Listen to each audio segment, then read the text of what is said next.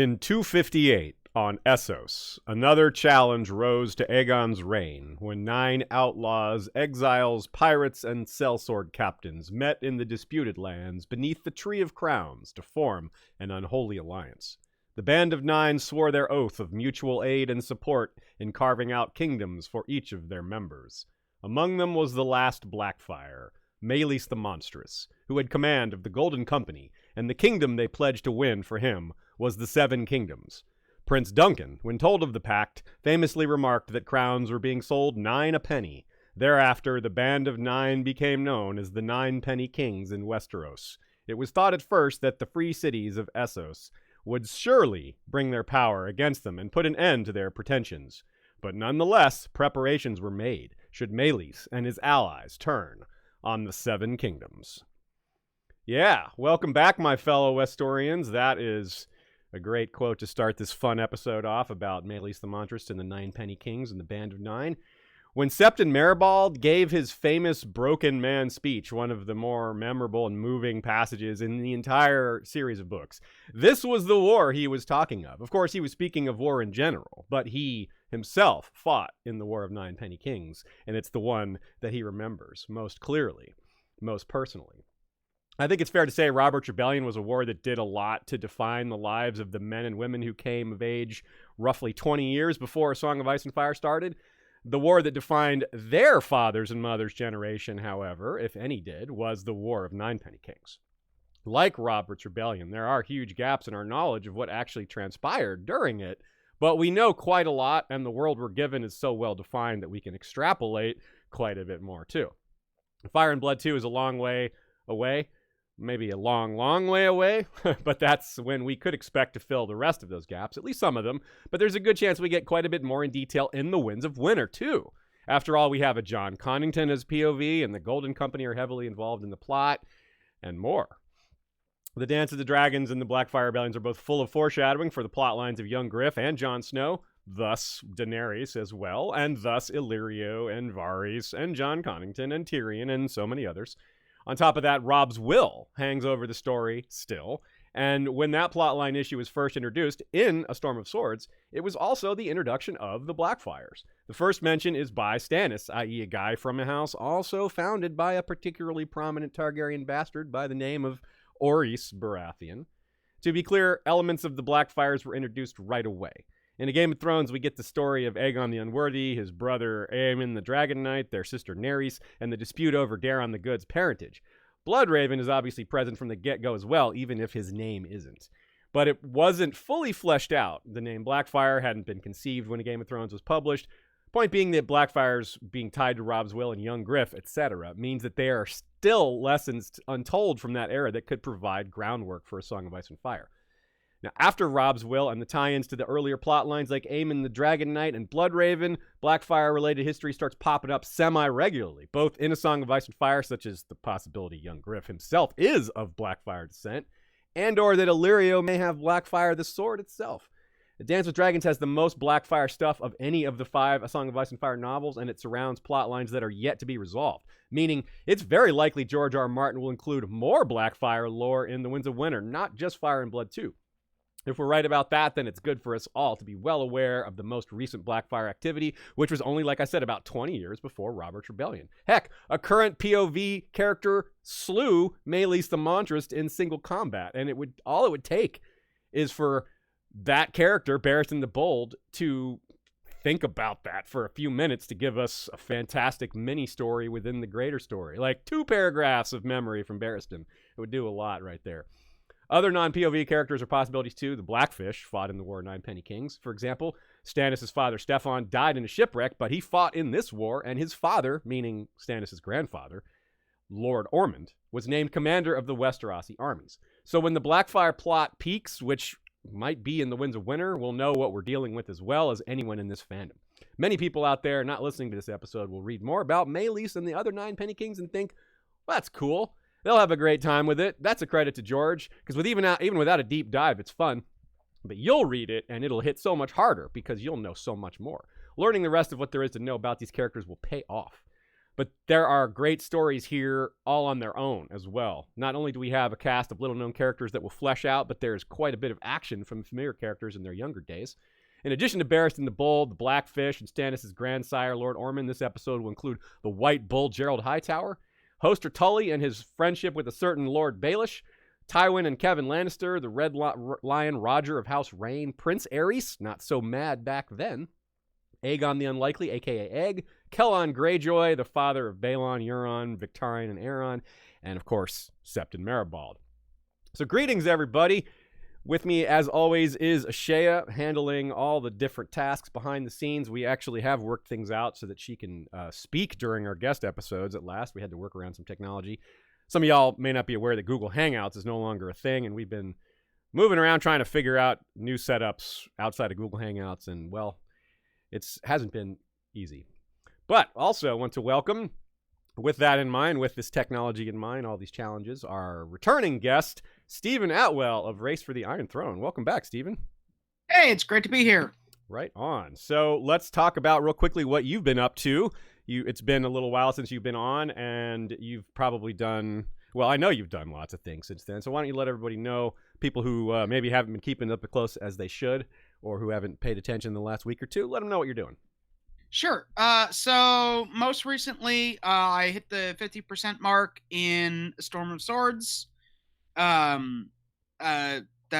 Brand 3, the Queen's Crown, and the Hodor Stop Hodoring. I just finished John 5, which is where he escapes from the raiding party. Yeah. And that is actually available for my patrons right now, and it'll be up for everyone else tomorrow. And in other stuff, now that I don't know, I got a burst of inspiration with John 5, but I'm looking to do some more thematic essays, for a while, just, take a bit of a break from just doing nothing but Storm of Swords. So I want to write about Duncan Egg, which is obviously relevant to the War of Ninepenny Kings. And I have a couple other projects like that lined up. Cool. Sounds really good. Yeah. You're always staying super busy and putting out lots of good content. It's similar for us. We've just gotten through Clash of Kings, so it's nice for us to do something a little different because we've been deep in our reread over here as well, and this is nice for a change of pace. And it's a topic we've been wanting to do for a while, and we've known for a while that it would be you that we did it with. We've been talking about this for a long time. So a couple of shout outs for us and a quick announcement or two before we get going, and then, well, we'll get going. Thanks to History of Westeros' first sword, Jeff Gnarly the Long Snapper. And thanks also to Talanis the Talon, King of Gagossos, rider of Talarius, the Red Dragon with scales, horns, and talons of Midnight Black. You can support us on Patreon at patreon.com/History of Westeros. You can find a variety of levels and benefits and things that that suit you. Things like episodes early and shout-outs and access to our scripts are included as possibilities. Thank you to Tommy Pappas, who is one of our patrons, who sent a very generous super chat saying, "In your best German accent, is it now the War of Ninepenny Kings?" It's like, what is that show? We should do a mashup. It's that Brooklyn 99 Penny Kings or something like that. Yeah. 99 Luft Penny Kings. Yeah, something like that. So, a lot of that stuff I said at the beginning was my own thoughts, but I wanted to get you to weigh in on some of that as we get started, Stephen. Do you agree with my take that TWOW will be fairly heavily Blackfyre as far as whatever heavy Blackfyre means? But weigh in on that. I'm curious what you think about that. Sure. So, I mean, you've already kind of identified some of the most obvious suspects, right? Sir Barristan, John Connington, young Griff, all of that. I definitely think that's right. I think there's some other possibilities as well, right? Peter Baelish is very much a part of Sansa's story. It's possible that, if word arrives of the Golden Company landing in the Stormlands, that, he might have something to say about his father, who he hasn't really talked about that much. No, he hasn't. That's true. It's funny. It's like in a series where so many people are absolutely consumed by daddy issues. he's got pathologies of his own, but that doesn't seem to be hugely one of them. Yeah, I mean, Tyrion chapters, as you said, another good possibility. Yeah, he has that dream about looking kind of like Maelys himself when he has the head. Yes, and everything. That's and crazy. the one that's laughing and the one that's crying. Yeah, Which is just a hell of an image. Yeah, right. That's just bizarre. Like, is that magical? Is that predictive? Is that just him thinking about it? It's one of those things where you can't really. Yeah, is it more metaphorical? So I think we're probably going to see a good bit of Blackfyre stuff and the Golden Company. I guess the question is, like, depending on when we think Daenerys gets to Westeros in the Winds of Winter. That is a big question. Is it at the very end of the book? Is it halfway through the book? I feel like towards the end, because she's not even gotten to Vace Dothrak yet, and she's probably headed there. Yeah, but it depends on how.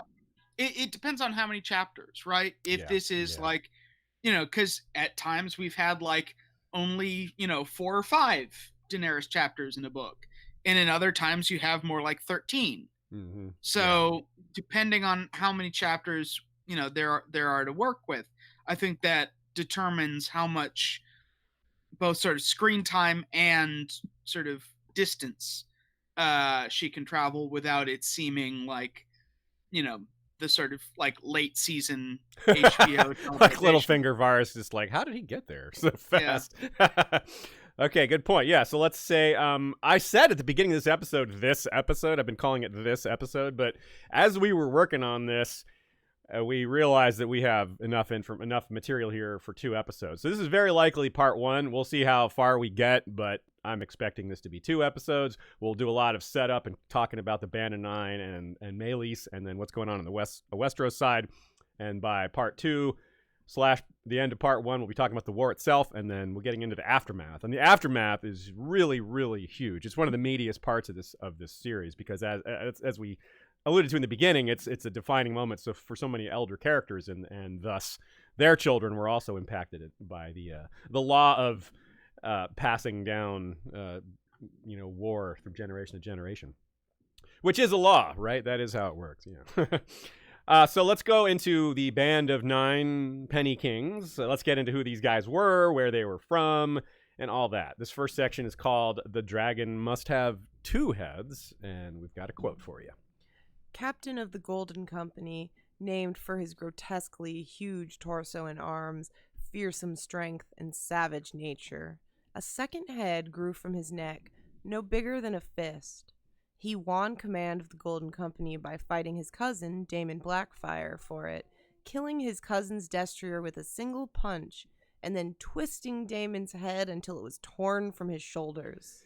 Other than perhaps Daemon Blackfyre himself, no one is as important to the Blackfyre Rebellions as Bittersteel. The dynasty was launched by Daemon, but Aegor saved the Blackfyre family and sword, protected them and the sword, and kept all the facilitated the 3rd and 4th rebellions themselves. Not the 2nd. He didn't back that one, as we've covered in the past. So you could say that the Blackfyre cause exists through the blood of Daemon and the sweat of Bittersteel.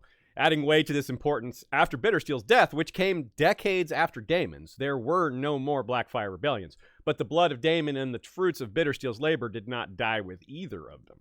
The name and blood of a Blackfyre, that's Daemon's legacy.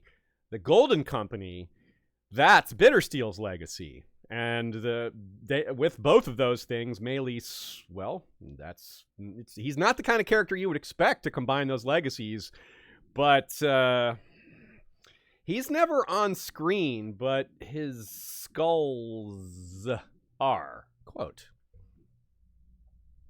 The Captain General's tent was made of cloth of gold and surrounded by a ring of pikes topped with gilded skulls. One skull was larger than the rest, grotesquely malformed. Below it was a second, no larger than a child's fist. Maelys the Monstrous and his nameless brother. The other skulls had a sameness to them, though several had been cracked and splintered by the blows that had slain them, and one had filed, pointed teeth. So that's John Connington returning to the Golden Company after so long and taking a look at the skulls. That is a brilliant paragraph because it gives us lots of fun historical information, but it also it's very metaphorical in a way or symbolic in a way that the other captains of the Golden Company are not as memorable as this guy, not just because of his huge skull, but because of the type of person he was and because of the things he did. Do you have any comments on that quote, Stephen? It's such a good one. Yeah, well, partly it's the sort of idea that, like, in death our individuality is stripped away. It's that whole, like, Totentanz thing that you see in especially in, like, medieval German art literature, where people are literally, like, taking off their flesh as if it's clothing, and underneath we're all skeletons. But Maelys retains some level of his sort of, shall we say, larger than life nature. Yeah. Although I have to say, I like the one with the filed, pointed teeth. I'm so curious about that guy. Martin has a way of building in mystery with very few words. Mm-hmm.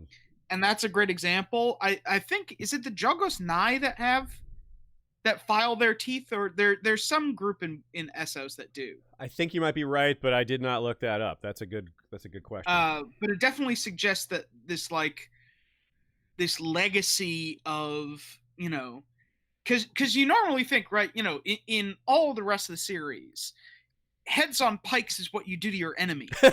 Yeah, not to your past. It's heroes.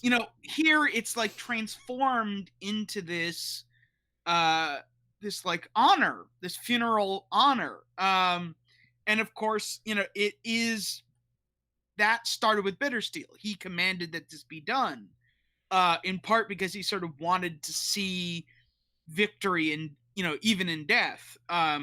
It's part of this whole thing where, like, his feud with Bloodraven, right, continues past a normal human lifespan. That, he wasn't a sorcerer who could, extend his life by, getting hooked up to a tree IV, but he could build this human institution, and in that way sort of live on as this kind of legend and totem. It's really good. Yeah, that's really well said. And it's true too, because he just kind of how he inverted sellswords by making them loyal and dependable and professional. He's inverted this concept of the heads on pikes. I never thought about it that way. That's a really good take. Maelys, the name is a feminine form of a French/Breton name Mael, Mael, meaning chief or prince. So I wonder if George was playing with that or if that's just a coincidence.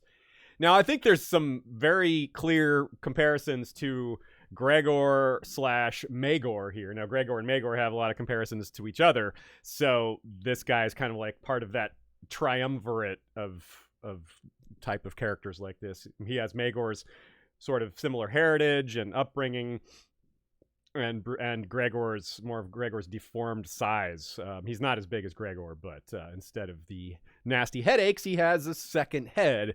Instead of being, potentially killing his father, he may have killed he killed his cousin. It's Gregor who may have killed his own father. Well, and his brother. Yeah, tried to kill his own brother, right? So this is clearly the kinslaying stuff is there. Then you have this sort of aspect of undeath around them. Gregor is obviously a product of necromancy at this point. Whether he's technically dead or ever dead doesn't really matter. That aura surrounds him, that concept. Maegor, sort of the same. He was in a coma for 28 days and then mysteriously rose when a sorceress Tiana came and worked with him. So there's definitely... Or that could be his mother, Visenya. Yeah, you're right. Either way, it's something kind of unnatural. Visenya, Tiana getting dirty with all that. I don't know what they did, but it's a similar kind of idea. Maelys, meanwhile, there's less sorcery, but he's carrying around a dead twin with him at all times. So there's like this death surrounding him as well. He's also got some things in common with Daemon Targaryen, in that Daemon Targaryen was a great warrior. He wasn't malformed or anything, but he was he started off down on the chain and tried to work his way up. He was malformed possibly on the inside. Like, Yes, you know malformed how there's soul. like some adaptations of Richard III where like the actor goes like very much into like, you know, what the deformities were, and then some in which like the character, you know, Richard is not deformed, it's just his spirit that was. I remember I saw one where the whole shtick was that he, you know, the hunchback and the withered arm would only be there when he was alone on stage. Oh, okay, interesting. That's interesting. Yeah. So it was more about sort of like, this is what his soul looks like. Yeah. So yeah, I agree with you. Daemon Targaryen did not have a good-looking soul. And of course, the whole business with the Stepstones is another thing they have in common. Daemon Targaryen was king of the Stepstones for a little while before he surrendered his crown to his brother. And Maelys, of course, crowned himself, and the Band of Nine did take the Stepstones. So he wasn't necessarily king of the Stepstones, but he was a king, and he and his group did control the Stepstones. So it's pretty close.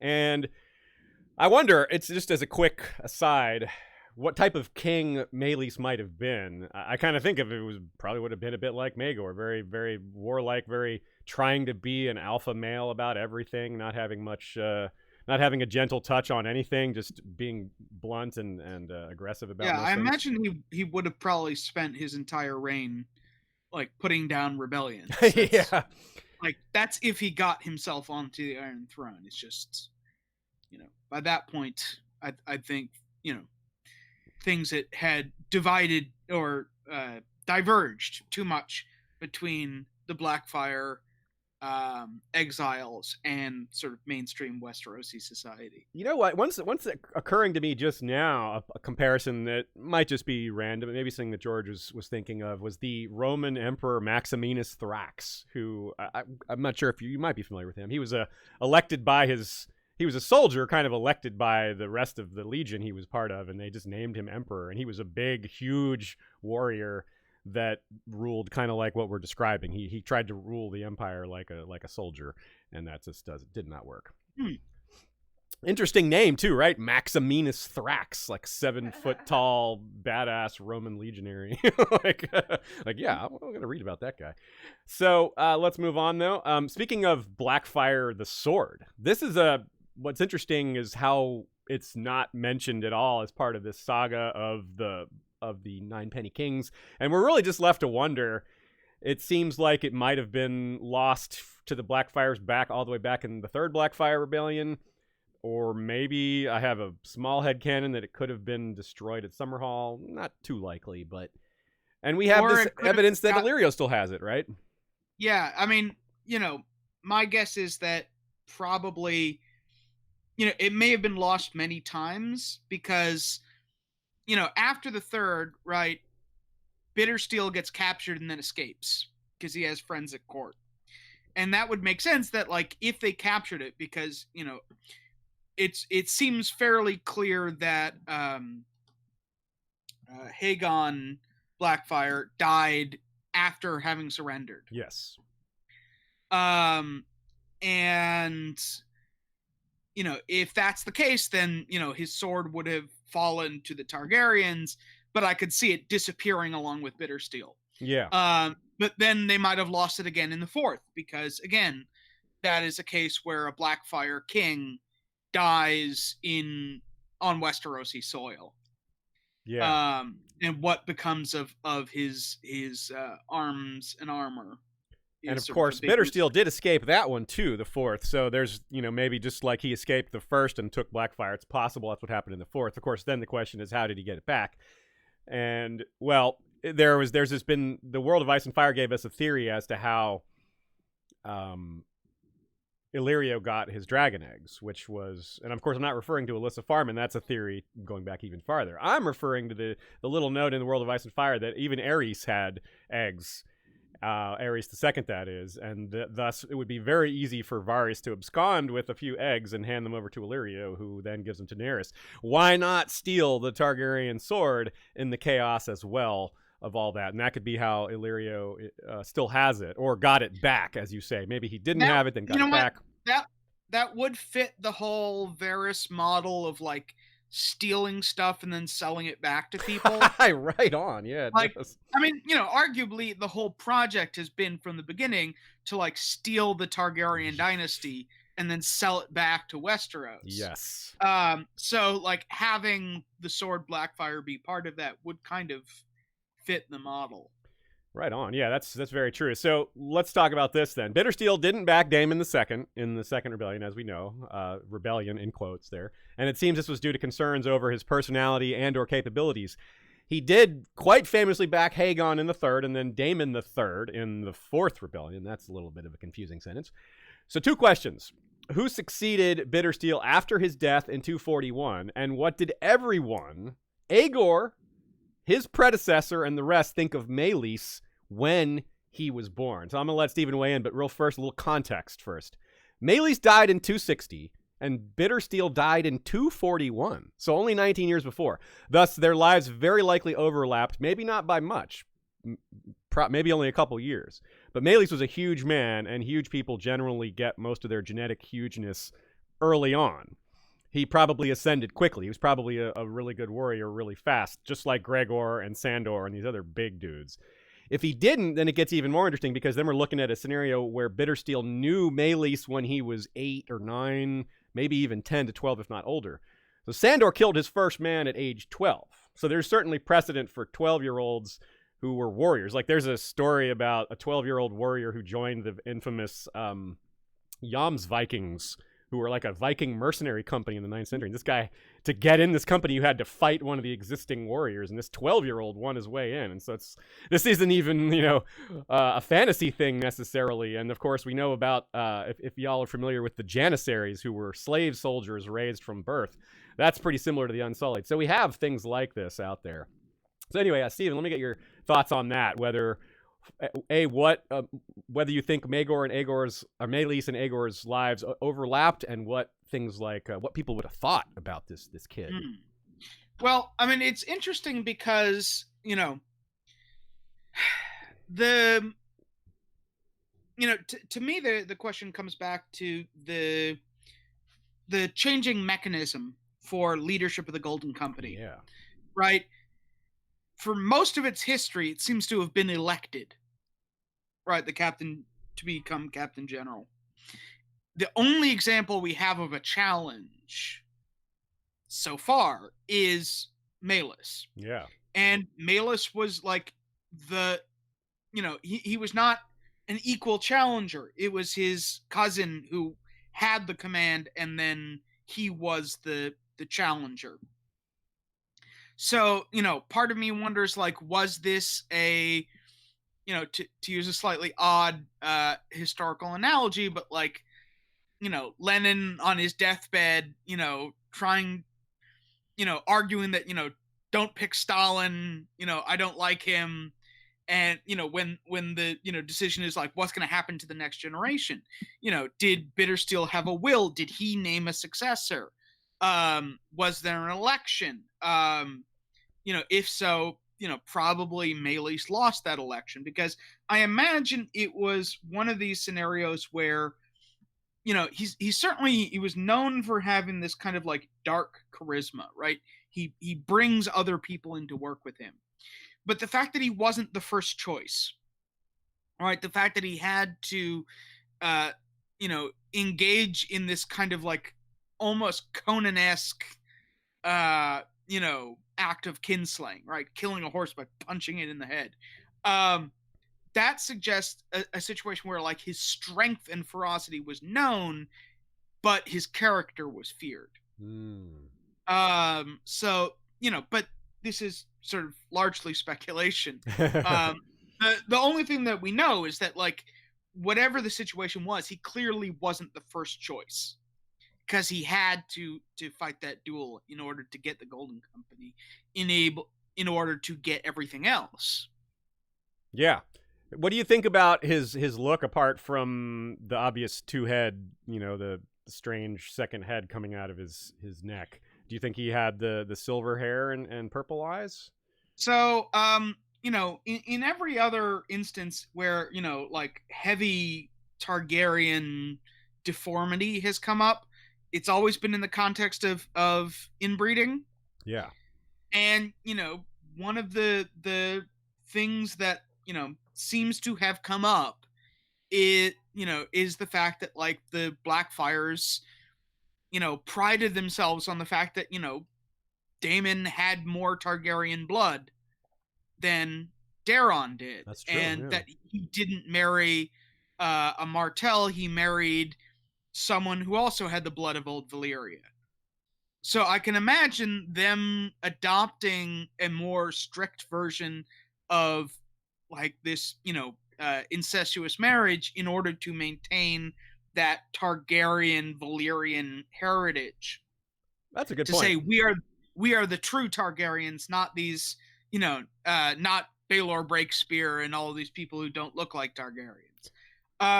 And certainly in all of the, like, the official artwork that we've seen of Maelys the Monstrous, you definitely see this, like, huge shock of silver hair. That's true. And giants, like, he looks like, evil Santa Claus.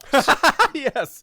Like, this just big guy with his huge beard and huge hair. Which is a little confusing to me, because that's part of where my theory that he was on the younger side does not really reflect the way he's looks in some of the official art that say in the World of Ice and Fire. He looked, like you said, he looks like kind of like a Santa Claus. It's strange seeing him without a helmet, because you would expect, on TV you see them do that all the time, so you don't lose track of who's who. But in the books, guys who go into battle wear helmets. And what kind of strange ass helmet would he have? I mean, Tyrosh is known for strange helmets, so they could. Well, they could but also his physical deformity may have actually interfered with his armor in that case. But I also think it's like one of those things where, anytime, like, young or old, right? Silver hair is something that we associate with old people. So I imagine that, like, part of the thing that makes the, like, Targaryen look so, like, otherworldly is that they look kind of ancient even when they're young. They're like young people with old people's hair. That's just slightly disconcerting. Makes them seem a little wiser than they should be. Yeah. Little bit Village of the Damned. And like you said, given where the Blackfyres reside, which is the disputed lands and Tyrosh and all that, if they didn't do intermarrying within their own line, they could pretty easily find more Targaryen features to marry into to keep the look, at least. So, unlike in Westeros, where those things are pretty rare. So I really wonder, like, from a superstitious perspective, what did it seem like to the Blackfyres and just the people around in Tyrosh, not necessarily Blackfyres, but the people who knew, and in Westeros as well, when this guy was born? What did they think? I mean, it's a superstitious world. You got a person born with this really strange feature that's extremely, extremely rare in the real world. There is precedent for such a thing, but it's so rare that you can't expect that Westeros to treat it, or Essos to treat it, like a scientific anomaly. They will treat it like some sort of strange supernatural prodigy. And I was going to say, like, if we look at how they react, how Westeros reacted to Tyrion's birth, like, it was seen as a dark omen. It was seen as, like, the punishment of the gods. So I imagine, like, on the Westerosi side, they would have been like, look, this is proof, right? This is the evil at the heart of the, treacherous Blackfyres. Good point, yeah. It'd be really easy to use that. Propaganda sells itself. And I imagine, like, this is, again, sort of speculation feeding into my whole thing about him not being the second choice. But, like, there was such an emphasis among the Blackfyres about Daemon's physical perfection. Yeah. And the physical perfection of his kids. That this would have been, that Maelys would have been a subject of shame. And I think it's really the only difference, between him and Tyrion is, like, he was big enough that, like, he could fight back. Yeah. It's very hard to, like, torment someone who's, 7 foot tall and, made of muscle and, very willing to kill you. Yeah, if Tyrion could fight like Jaime, people would not be making fun of him nearly as much. Yeah. They would not call him half-man. They would, at least not to his face. Yeah, you wonder about that, because with Tyrion, there's the notion that maybe Tywin would have had him killed on the quiet, if not for his connection to Joanna. Obviously, Joanna didn't stop him because she was dead herself, but he might not want to kill a child of Joanna. But this consideration would be different for the Blackfyres. I wonder if there was any thought of just, let's leave this kid out for the wolves, this strange... It's like you said, maybe, if they were embarrassed by it, but clearly they did not do this. Yeah, but it depends on how many male Blackfyres did they have left. Yeah, that's a good point. It may have just been him and his cousin, in which case, if anything happens to his cousin, he's the only one left. So, and he may have been sterile too. Like, with all his genetic abnormalities, it wouldn't be surprising if he couldn't have kids of his own, let alone people wanting to. That someone would marry him, I suppose. But yikes! So you really wonder whether Bittersteel would think it was a good thing or not, because I really do think it's very likely he was there for Maelys's birth. I mean, he was, meaning by there, I mean alive when it happened, because Maelys's death was only 19 years after Bittersteel's death. So we do know, too, beyond this, like you said, for Westeros, the fact that it seems they could easily spin this as something bad, it's worse because people whisper that he was born a kinslayer. I mean, the idea that he consumed his own twin, everything except its head, is kind of a story that you could see how that would spread. And that is obviously a bad, bad thing, because kinslaying is so, so taboo. And Westeros doesn't love sellswords either. And there wasn't much support for the Fourth Blackfyre Rebellion. So let's just say it's doubtful people were clamoring for King Maelys. And he probably didn't have any illusions about that either. He knew that they weren't clamoring for him. He probably knew he'd have to take it by force. So in A Clash of Kings, Varys tells the council that a two-headed dragon has been born in Qarth. Of course, this is Daenerys birthing her dragons, and Varys probably knows that. Well, he definitely knows that. He's just spinning it in a way to keep the attention away from them. When Maelys was born, the equivalent would have been a two-headed dragon being born in Tyrosh. They ignored the three-headed dragon rumor, not taking it seriously, and I wonder if that's kind of what happened here, other than the denigration and all that, because it sounds like, I mean, Prince Duncan is out here saying, they're giving out Kings 9 a penny, but we're talking about later. Not the Ninepenny Kings incident is later. The Band of Nine forming in 258 is well past the time when Maelys would have been born. So we're talking about two separate events. There would have been a reaction to his birth and then a reaction to him crowning himself. And I wonder if this, how things went from there. Any thoughts on that, Stephen? Well, I mean, okay, so this is... retcon is maybe slightly too strong a word, but there was a little bit of timeline adjustment. Yeah. Because originally, a lot in the fandom were left with the impression that Aegon V had been king during the Ninepenny Kings, and then we learned it was Jaehaerys. Yeah. And, that always kind of slightly wrong-footed me, because I thought the whole point was that, Egg, seeing Egg growing up, witnessing the Blackfyre rebellions, and taking part in the earlier ones, that, this led to this decision to, rather than be on the defensive, as the Targaryens had been in the first, questionably the second, because that's sort of a case of entrapment, but definitely on the defensive in the third and fourth, that the decision to be no, this time we're gonna stop them in the stepstones, we're not gonna wait for it to hit Westeros, I always thought was the learning, policy learning. So the fact that it's Jaehaerys II, that we later learned who did that, always kind of slightly wrong-footed me. But it does sort of suggest that House Targaryen as a whole is sort of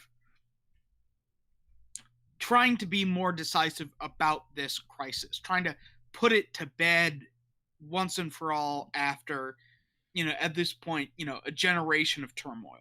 It also gives the Blackfyres a bit more of an opportunity, because obviously with having, whether that was a change or not, it certainly means now that Summerhall happens right before the Yeah. Ninepenny Kings take the Stepstone. So it's kind of like, well, this might be them seeing their opportunity because there's a new regime, and like you say, Jaehaerys II, not a weakling in terms of his mental fortitude, but not a warrior in terms of his physical abilities. He stayed home because he was not capable of going on campaign. But like you say, he's the one that was gung-ho about taking the initiative. Yeah, that would fit a pattern. Like we've sort of seen, not so much with the first. The first kind of happened by accident is not the right word for it, but the arrest warrant being set out for Daemon the first sort of started the war kind of ahead of schedule. But like certainly we've seen in the later rebellions that the Blackfyres wait for some sort of crisis, right? Whether it's the Great Spring Sickness or the drought or an unpopular king, something like that, to kind of, give them an edge. And you can sort of see this, maybe this time, it's like getting tips on horses for like gambling addicts. It's like, maybe this time, I've got the good scoop. I've got the inside line. That could be sort of propaganda, like a propaganda battle. The Westerosi would say, "Oh, look, Maelys is born a kinslayer. He's got all these genetic flaws.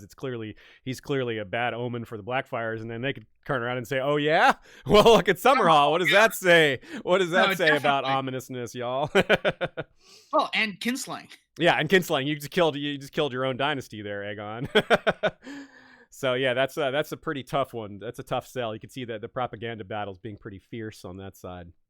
And like you said, Aegon V wasn't worried too much about the Blackfyres, maybe because of how weak the Fourth Rebellion was. I mean, he was there for that, and Dunk, his Kingsguard Lord Commander, fought in 3 of them and had so much to do there. So that may have been part of the reason why they weren't too worried about it. And it may have also been a little bit of remembering that they took it too seriously during Bloodraven's time, maybe a little of we took it too seriously, then let's not overextend ourselves this time, something like that. Lots of possibilities. And to be fair to them too, is in a world of sellswords and pirates and all these cutthroat type individuals, expecting the Band of Nine to not succeed, I don't think that's too much of a gamble. I think that is sort of a reasonable expectation for a group of scumbags like that to turn on each other. But apparently the long odds came out this time. So yeah, you mentioned that Maelys, the killing of his own cousin to win the command of the Golden Company, puts any doubts to rest of whether he was a kinslayer by birth or not, because he's certainly one after that point.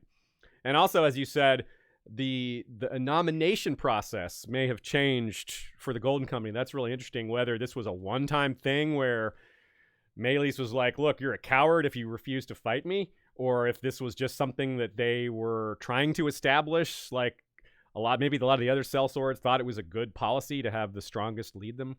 But clearly, as you pointed out, there is no way Harry Strickland fought for command of the Golden Company. So something has either changed, or either it was a temporary change, or they changed back. So yeah, I mean, I think that's a really good point, which is that like there's these dueling principles at work, right? Command by the strongest versus internal solidarity, right? You don't kill your own comrades. Yeah. Because if as we've seen in the War of Five Kings, right? If succession is settled with knives, then it's very hard to limit it. And sort of say, well, only once, and then you have to stop. It's like, they may have decided like, no, an election, and then that's it. We're just going to like limit any political conflict within the group. Because, this is what it leads to. So it'd be really interesting. We should consider just briefly that George is going to be all Georgie with us here and pull actually, Maelys was well-spoken and all this other stuff that just he looked the way he did and had this reputation and was brutal and savage, but there's a lot of, he's got this look, so his reputation is not what he entirely deserved, like Tyrion. Like Tyrion's a great example, Bloodraven. Yeah. These guys had reputations. They were dirty. They were nasty. They did brutal things. But the stories told about them are still, pumped up a few degrees, if not more. You definitely get the sense that, like, he wasn't stupid. Like, Yeah. If there's one major difference between him and Gregor, it's like you get the sense there was whether he was good with people, he must have been good with people at some level. Otherwise, the band of 9 would not have formed. Maybe like Robert type good with people, where they just were like, not charisma, but they knew they could follow him into battle. Force of personality. But certainly there was a mind at work. Yes. He was thinking about what would he need to win this war. In terms of like who was in the band of 8, and obviously, when we eventually get to the actual fighting itself, there is some interesting strategy going on. Yeah, that's a great point. I'll allude to that briefly. And what Steven's referring to is the fact that they and the Golden Company and the Blackfyres in the past mostly went straight for King's Landing, or tried to, and whereas this is not that sort of a campaign at all. But like Steven said, we'll get to that a little later. Let's talk a little bit more about the interim time and maybe Maelys building his reputation. As we said, we don't know how old he was. It's hard to guess at that. I tend to lean towards the younger side because of his his size and brutality and all that. Just the advantage that gives him as a warrior. And again, if we were assuming that he took over the Golden Company by killing his cousin, let's say that was just a couple years before the Band of 9 was formed. It's possibly longer, but it couldn't be a whole lot longer. There's only 15 years or 17 years between the Band of 9 forming officially and the death of Bittersteel. So, and it's hard to imagine that Maelys didn't have command of the Golden Company for at least a little while, a year or two, if not more, to at least establish a rep, to at least prove he was capable to... if these other guys are going to join him in this alliance, he had to show something besides acclaim and being good at fighting. Would you agree with that? Yeah. Cool. I mean, especially if you're a mercenary, right? Yeah. You have to work all the time, otherwise you don't get paid. Yeah. So it's not like you take several years off between wars. It's like, no, what do we do? Who are we fighting for this season? Okay.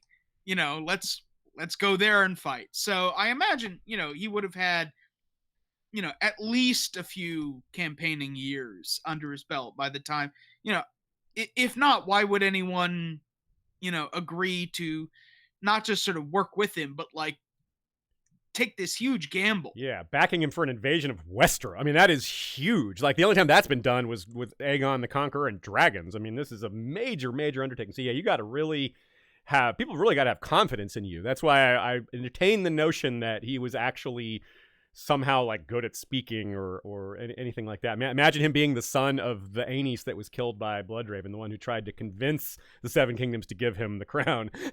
Maybe he was that guy's son and actually had some upbringing that involved eloquence and learning how to speak well. But of course, we're just spitballing here. There is nothing specifically to point us in that direction. It is just within the realm of possibility, and that is it.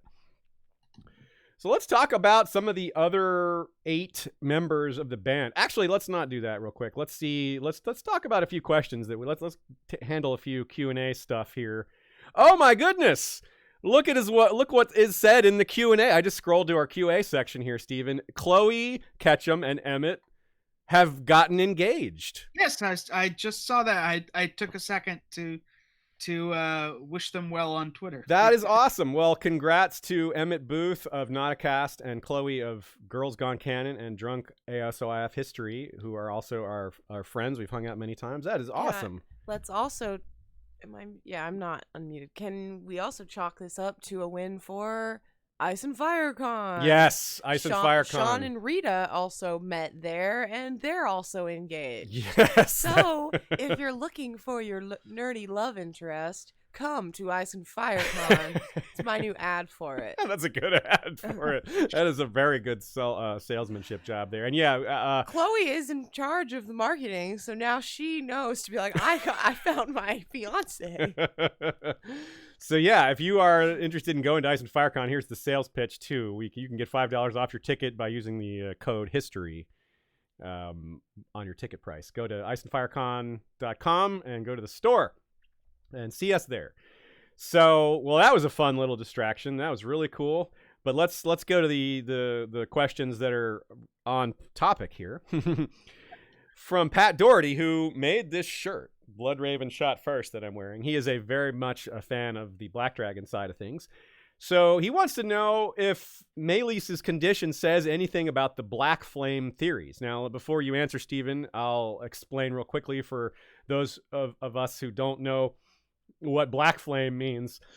And also, I have my own thing to wrap up into this question, so let's have a little fun here. Black Flame, also called Bright Flame, or is rather related to Bright Flame, is a reference to Aerion, as in Aerion, the one named Bright Flame, or Aerion Brightfire. He has two different nicknames. That's the guy who drank wildfire when he was drunk, and it, of course, killed him.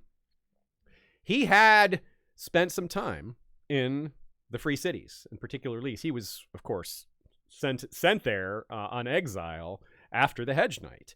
And there are, because of the kind of guy he was, there are theories that he may or may not have sired a few bastards of his own.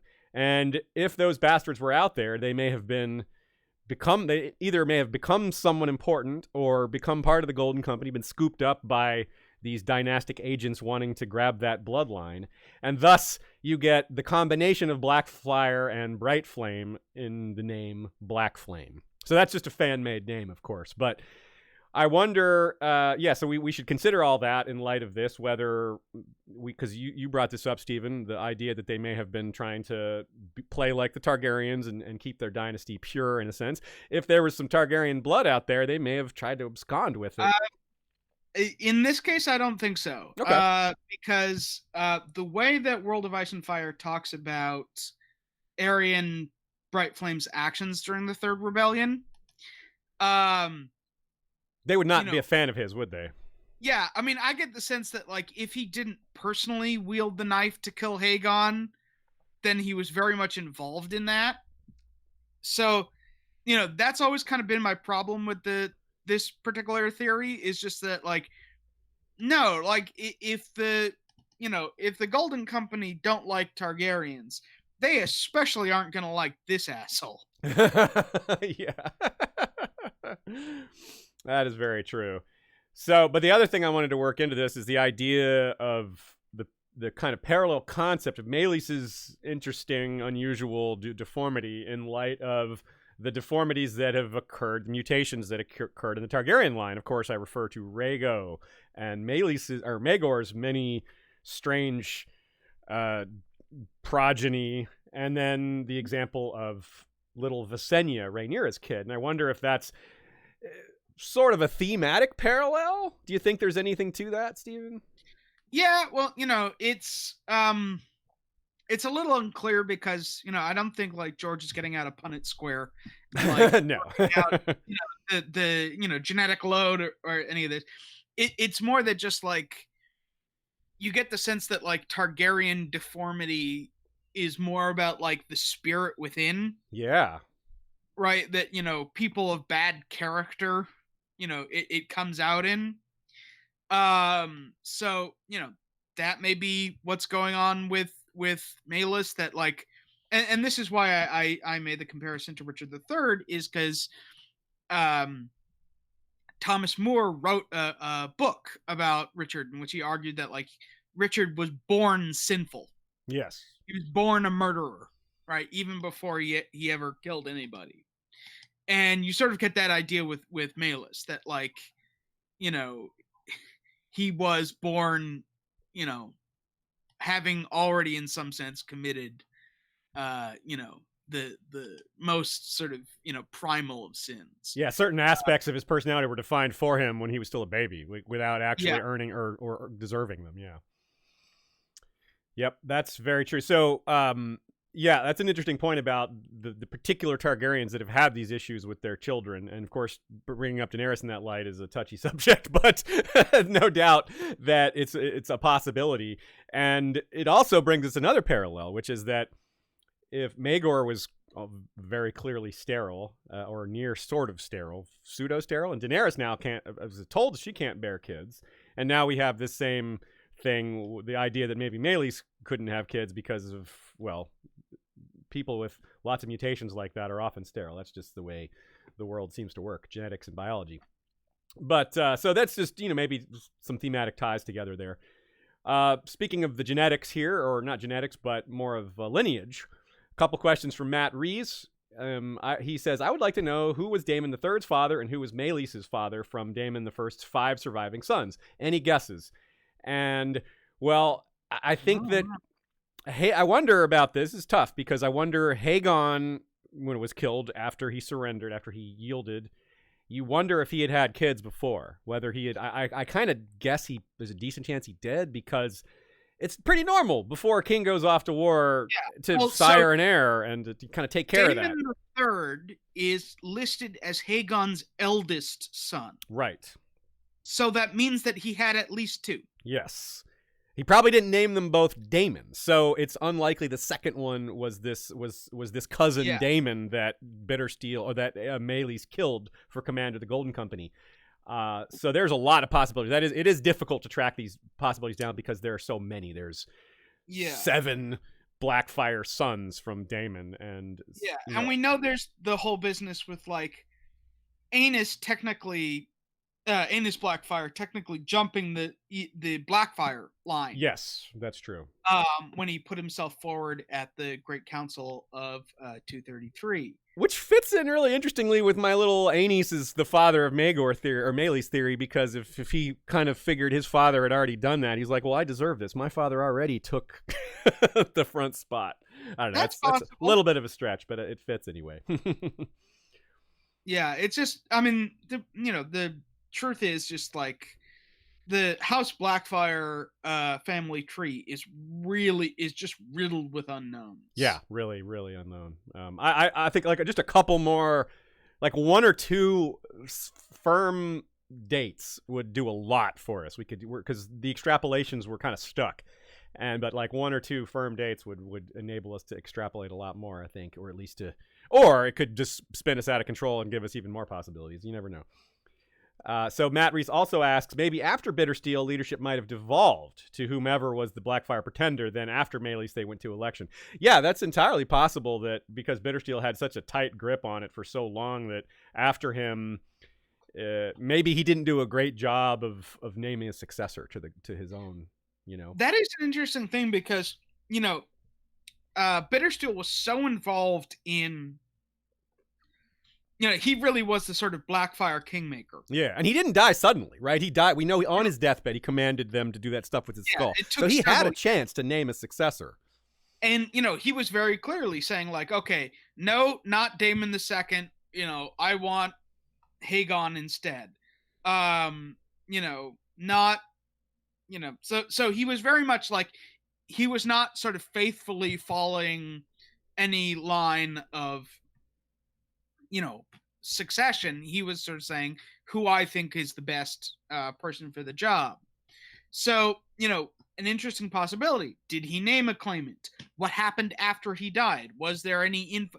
Because it's not like you never see, infighting within political exile communities. Like, nothing is more poisonous and more bitter than like people who are on the outs, fighting over, some completely abstract claim to power. And of course we've got plenty of examples of Robert and Cersei / Viserys II. They name their heir and then everybody just throws that out. Like, nope, your piece of paper is not who we're gonna go with here. Did you have something to say, Ashaya? No. Oh, okay, I'm sorry. Okay, well, we're about at our halfway point, so let's do some mid-roll shout-outs and quick announcements, and then we'll get to talking about who the other members of the Band of Nine are. We get to do a little more playing around and imagining, and also extrapolating based on the firm details we do have. So, let's say here... I'm sorry, I missed a question. First of all, J17, any chance we'll find out more about Maelys in a Sell Me chapter in Winds? I think there's a very good chance of that, especially because George has mentioned Maelys in light of Tyrion, and we're really getting into this whole young Griff plot line. So I would bet fairly strongly on that. Maybe I'm too hopeful for it, but I think that there's a very good chance. How long Sir Barristan is with us? Yes, that is a good question. Yeah, Jace also asked, "Do you think Aegor dismissed Daemon II's claim due to his sexuality?" I think there's a good chance he did, but I think that probably wasn't the only reason, because if you look at the way the second quote unquote rebellion plays out, there's clearly other issues with Daemon II. Not just, I don't think his homosexuality would really be a big deal. I mean, it could be to Aegor, obviously. Yeah. Who knows what Aegor thinks, but the way that like the Westerosi tend to talk about it. Yeah. Where they're sort of like, look, as long as you sire an heir, no one really cares what you do in private. Yeah. The TV show gave people the wrong impression about how much Westeros seems to care about that. I think it's more that just like Daemon really was kind of more mystical. Yeah. And thought that he was going to, like birth dragons and, that's how he was going to win. That seems far more problematic. I mean, homosexuality isn't problematic at all. But also from a personal standpoint, right? Bittersteel's lifelong oldest enemy is the sorcerer. Oh, good point. Supreme of Westeros. He doesn't trust that business, yeah. Yeah, I think he'd look at Daemon II and say like, no, I am not like nurturing another blood raven, in my own camp. This guy is a dreamer and a madman. I want someone, a good practical warrior like his older brothers. The guy who thinks he's going to be king because he dreamt it is not. Yeah, that's not something you can put a lot of military backing behind without some proof. And there was none. He had his dreams, but there was no, these dreams are coming true. And this is something we talked about in our earlier Blackfyre coverage, whether he had proved himself with any of his dreams or not. And the fact that Bittersteel didn't back him kind of argues that he hadn't. Because if his dreams had been proven to come true, then I would argue that maybe Bittersteel would be like, this guy, his dreams are coming true, so maybe we should back him. But because of the Bloodraven point you just made, maybe not. Maybe he was just so against any of that stuff that he would just... I don't want to get involved in any of that magical stuff. Maybe he's got like a Varys type attitude about it. Mm-hmm. Okay, so let's give some shout outs here. Appropriately enough for this episode, we'll do some shout outs for our sellsword captains. That seems to fit, right? That is appropriate for an episode featuring so many sellswords. Peter Blaze of the Emerald Isle is captain of the Werewood Wanderers. To long lives, quick deaths, cold beer, and warm women. Daegron is Marshal of the Axe, captain of the Red Tide. Resistance is futile. Kyron Callsbane, captain of the Stone Shields. The torrent breaks upon the stone. Haema Helminth, captain of the Whispering Children. Dead men tell no secrets. Shepard, his son, the Shepard of Essos. All men are sheep before the Shepard, heir to the Whispering Children.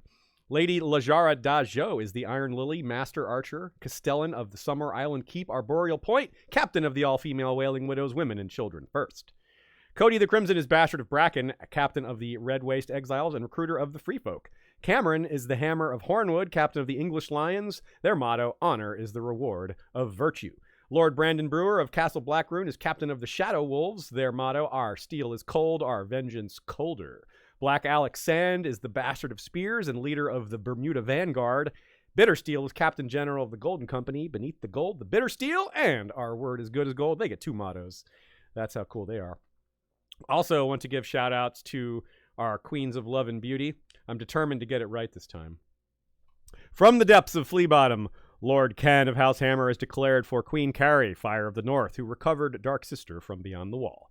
And a laurel of glory in the name of love to Bud of House Beresford, Knight of Tolkien and Arbiter of Scotch, from Sandy the Dragon, blood of Queen Daenerys and Lady of Jameson. And last but not least, our Blood Rider patrons, Vorsaki, wielder of a Valyrian steel arak with a dragonbone hilt, Kohel Cully, called Sunpiercer, wielder of a dragonbone bow, and Kokavo the Tamer, wielder of the Wildfire Whip Gehenna. I think, Steven, since the last time we've had you on, you now have a patron. I don't think you had one the last time we did, so why don't you give that a shout out? Do you want me to pull up all 116? No, just you can just describe it real quick and maybe describe your benefits and what kind of things you have for your offering. Okay, so I have a Patreon. It's been going for almost the better part of a year now. Yeah, I feel like you launched in May, or was that right? Yeah, something like that. And it's got a number of levels of benefits. So if you join at the $1 Poor Fellows level, you just get access to the patron feed, which gives early access to bonus content. If you join at the $5 Brotherhood Without Banners level, You get a shout out at the end of every essay. If you join at the Team Small Folk level of $10 a month, you also get a guaranteed ask per month, where I do regular answering people's asks on social media, and I put them together in posts, and you get to ask a question on any topic you want.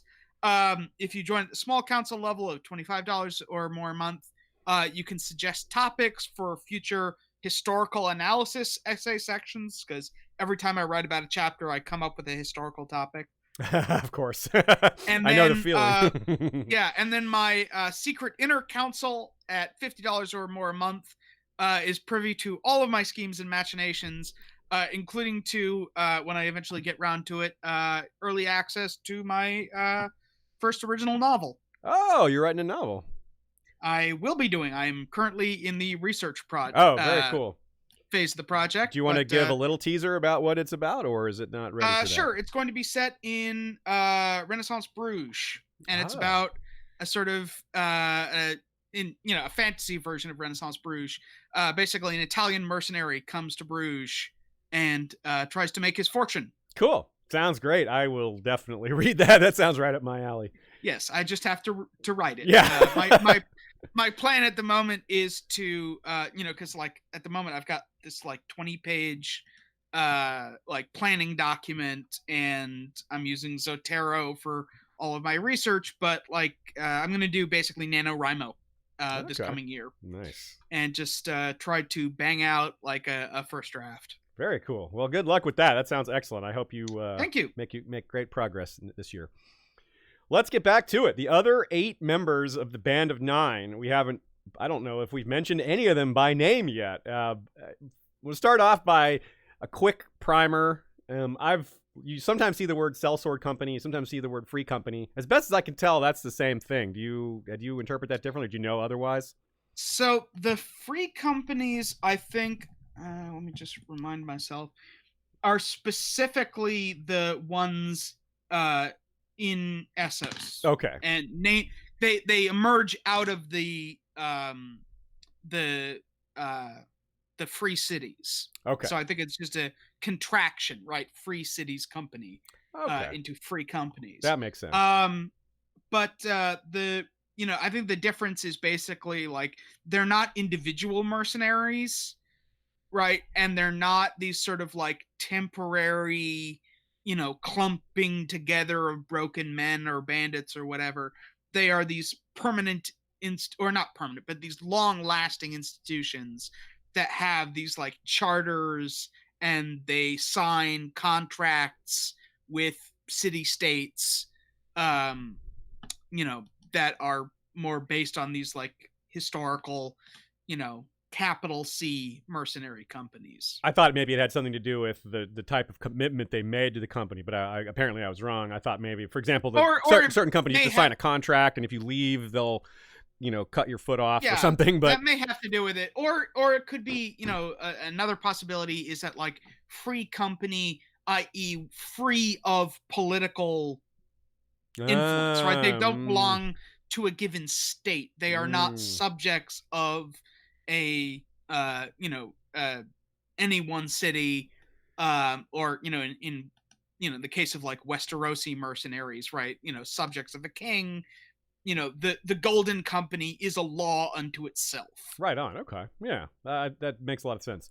So the other 8 members of the band, and the reason we brought that up is because there's a lot of sellsword/free company commanders in this group, as well as pirates. It's a very interesting group, and that doesn't describe all of them. They're not all pirates and sellswords, but that is a large chunk of them. So, one of the things we tried to do is kind of figure out where some of them came from. Some of them we do know. Some of them we know because of their name gives it away.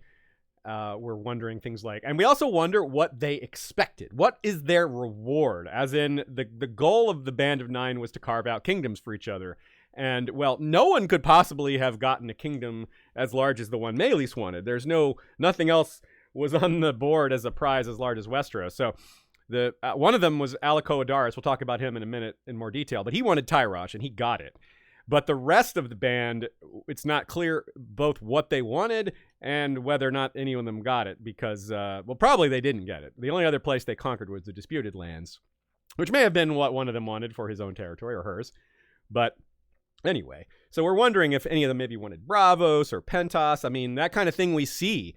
For example, who is it? The Tattered Prince. His reward for backing Dany is he wants Pentos. And obviously, this is a kind of thing that you would expect to not be so unique. We wonder if anyone came or wanted the Basilisk Isles or something like that. We see commanders and pirate captains setting themselves up in places like that. As far as we know, there's no connection to Volantis or the farther east. Like, none of these Band of Nine seem to be associated with, say, Slaver's Bay or Yee or Ashshire or anything like that. But you never know, because these aren't people who necessarily establish themselves in their own country. Some of them also came from Westeros, very clearly. So let's go through them one at a time. The first one is the Old Mother. She apparently is the one woman in the group, although there's the possibility of one other, I suppose. So to me, that name, she's a pirate, and that reminds me of the Chinese pirate in real life, Qing Shi, who is the most successful pirate of all time.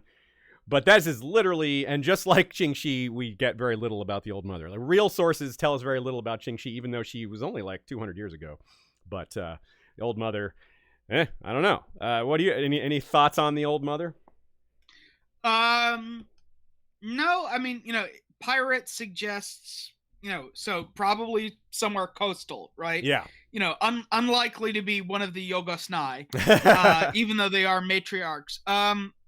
One possibility is, just reminding myself, like Leng, because that is a more matriarchal society. Yeah, that's a good call. I didn't think of that. And obviously that would fit the, Qing Shi. Mm-hmm.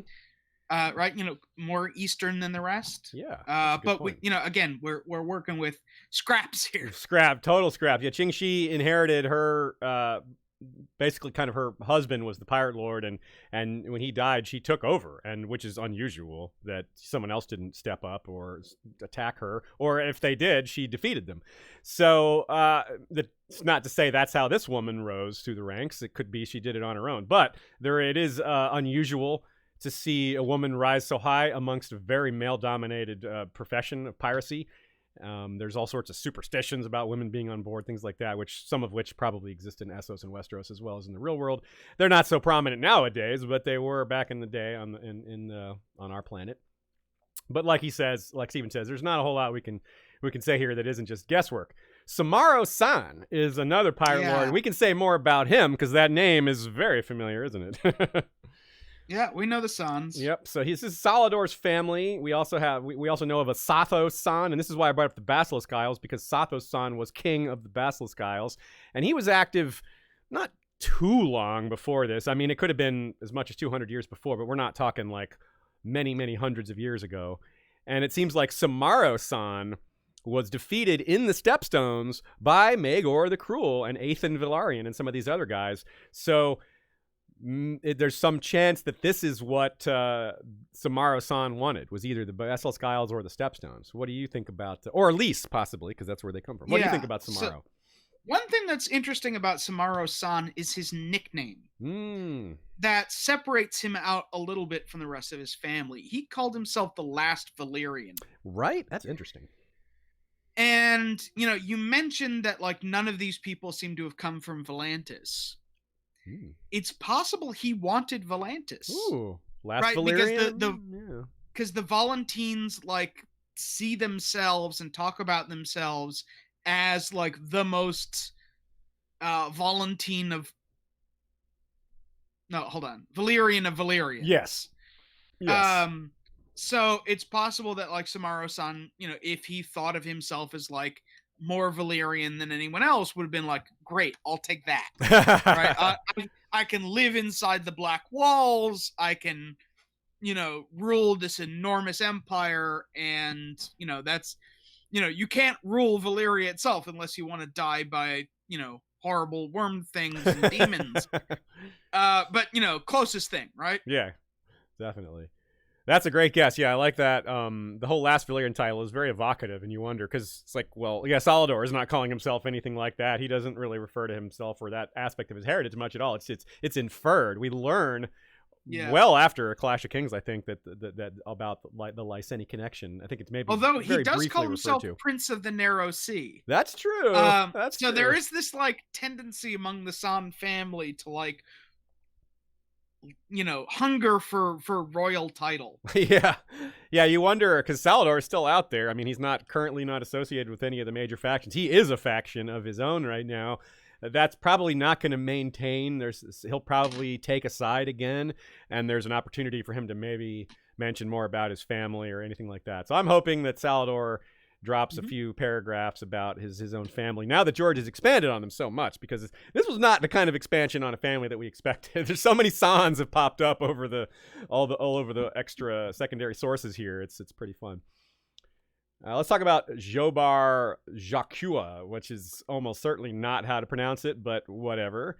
AKA the Ebon Prince. That's a much easier thing to say. So this guy was a Summer Islander, and the Summer Islander, one thing Summer Islanders know very well is sailing. Another thing they know pretty well is archery. Not to assume that he is either of those things, but it's a good start for a guess. So, of course, a comp for this guy is Jalabar Jo, who is an exile prince at court. Yeah. What do you think about Zobar Jacqua here? So the interesting thing, or Jacqua. Yeah. The interesting thing is, like, for a place that Martin clearly sort of sees as like almost, paradise in nature. It does seem to have this nasty tendency of producing exiled princes who want to retake their, lands by force. So I would not be surprised, because, it's not a very long sail from the Stepstones to the Summer Isles. If that's what he wanted, he just needed an army to get back home, in style, as it were. And we know that Jaime was particularly interested in the stories about this guy. There's a passage where Jaime is when he's getting ready to meet with Blackfish and have their parley. He thinks of how when he first met Blackfish, he was, there was talk of him marrying Lysa Tully or being engaged to Lysa Tully. That never happened, but it was sort of a thing, and they were sat next to each other. And Jaime remembers how he completely ignored Lysa because he wanted to talk to Brynden about Maelys the Monstrous and the Ebon Prince. He mentions those two specifically. Yeah, well, in that case, even though Summer Islanders are better known for archery, maybe he was a very good swordsman. That's true, because Jaime has a disdain for bows. You're right. Well, and also that young Jaime was absolutely obsessed with swords. That was the only thing he was really interested in. That's a great point, yeah. And this guy was probably a sellsword captain, which means he had an opportunity. Yeah. That's a great point. I like that guess a lot. So and the fact that, maybe those were the two best swordsmen of the batch. That might be a subtle hint that because Jaime was just interested in nothing but swords, especially that. I mean, he wasn't interested in much by the time he came of age, but when he was, 7 years old or whenever that was, he must have been super hyper focused on this. So yeah, that's a great theory. I like that a lot. The idea that the Ebon Prince was an excellent swordsman. You had a good theory on this next one as well. Lyamond Lashar, whose nickname is the Lord of Battles. Also a sellsword captain, that much is confirmed. You'd think a name like that would imply significant experience, maybe more on the command side rather than... Yeah, I was going to say a tactician as opposed to a warrior. A clever strategist. And you suggest that he might be Lysene because of that name. Lashar is kind of like Rogar. And yeah, I agree with that. It's the same sort of constructions. I mean, look, if it's Valyrian in nature, it could be any of the free cities, but there is a certain... and this gets rather difficult because, right, they all can't pick the same territory, right? Yeah. The whole way that this thing works is each of them pick a territory, and agree that they'll take it for themselves. So, if he's Lyseni, maybe Samaro-san didn't want Lys, and that's the way it goes. But it is interesting. It definitely sort of, the Lord of Battles has a ring to it. You wonder, maybe he's the engineer of their strategy, their campaign strategy. It might have been him who said, yeah, let's take the disputed lands first, then we'll take Tyrosh, then we'll go for the Stepstones, and then we'll go for Westeros, and then Westeros will empower us to do all these other things, which That is a decent plan, I guess. There's a lot of details to work out, but the idea of making Westeros the base for seizing all these other kingdoms, well, that you can see the logic in that, because if you have the power of Westeros, it shouldn't be that hard to take some of these smaller kingdoms that are relatively independent. Any more to say about Lyman Lashar, or should we move on? Nope. Okay. The next one is the other one who might be, there's a chance this one's female because there's no name here. It's just Nine Eyes. Sellsword captain, maybe it's a Sellsail fleet because they're called the Jolly Fellows, which... That does sound very piratical. Yeah, it really does. So, and Sellsail fleets are a thing. We don't see... I don't think we've seen one too up close other than Salladhor Sons, which is pretty much that is what he's doing with it. He's the only one who gets he's the only one who gets a name. A name that isn't without a real name. Like we have, well, no, the Old Mother, that's also, yeah. We don't know her real name either. I meant in the main Song of Ice and Fire. Oh, I see. Okay. And yeah, so you're right. You mean out of Sellsail captains? I see. Okay. Yeah, I wonder, like Nine Eyes. I get more of a Basilisk Isles feel here. Okay. Just because, like Nine Eyes, it's almost like Wildling, like that, or like the clan, the mountain clans of the Mountains of the Moon. Yeah. Like it's not a civilized. Valyrian name. It's not Summer Islander. It's not Westerosi. This sounds like, something else. His given name isn't something that apparently he thinks would help make him famous, I guess. Like, yeah, if he had some sort of Valyrian sounding name, that would probably be a part of his shtick. But apparently maybe his name is not important. So next up we have... one of the Westerosi. So this one's pretty important. Mm-hmm. Spotted Tom the Butcher. Now, anyone named the Butcher is generally not a nice fellow. Yeah. So you have a theory on where he might have come from, and I like this theory a lot too. Yeah. So this is a theory. The Santagars of Spotswood. Mm-hmm. As in Aeron Santagar, who was, of course, important for in the early parts of Song of Ice and Fire. And, their sigil is a spotted leopard. And, they are the Knights of Spotswood. So it's like spots is very much a thing, for them. So, it's possible he is a bastard instead of a full-blood Santagar. Yeah. The other thing that makes me lean towards Santagar is that if you look at where the Spotswood is, it's pretty close to the lands of the Ironwoods. Yeah. Who were, we know they were Blackfyre loyalists. And, good point. Were ride or die many times. So the idea that their vassals would have come along with that, strong possibility. And we know that, like, from World of Ice and Fire and Fire and Blood and all that, like, the, Dornish settle internal politics very violently, Westerosi do. So, it doesn't seem impossible to me that, he wound up on the wrong side of some blood feud or, failed coup or something. Yeah. And that's how you end up with a name like the Butcher. That's a great theory. Now, I have my own little theory to add on to this, which is that I figure, given the timeline, this Spotted Tom the Butcher, probably not a really old man. Maybe. You never know. Probably not, though. Probably more middle-age-ish, young on the younger side, but not young.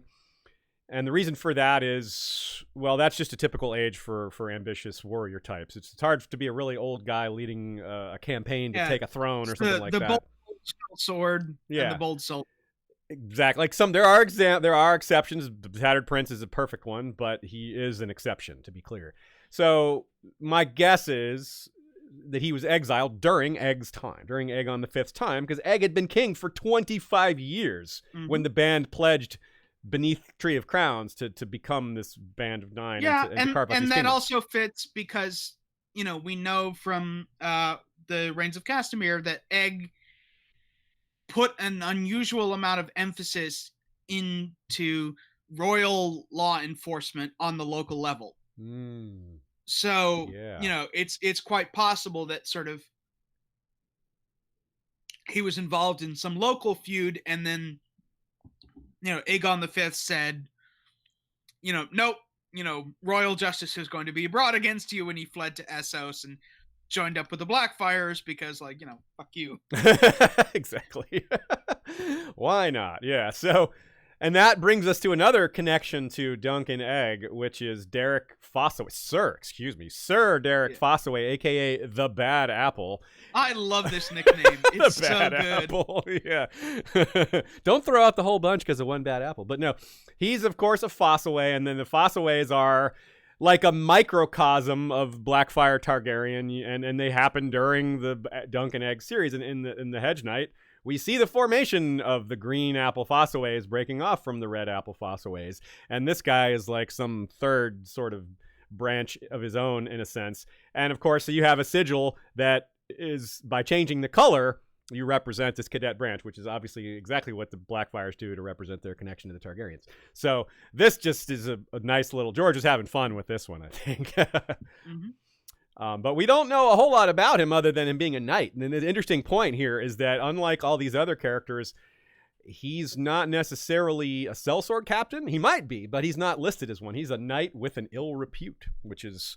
Well, he must be more than just that. A knight, like some nasty knight, doesn't sound like he's on the same level as a sellsword captain or a pirate lord or Maelys the Monstrous. So this guy had to have something else going for him that maybe isn't mentioned. This could be another example of some of these people are more kind of organizational, right? They run an organization. Yeah. Others, it may be more about who they are as people individually.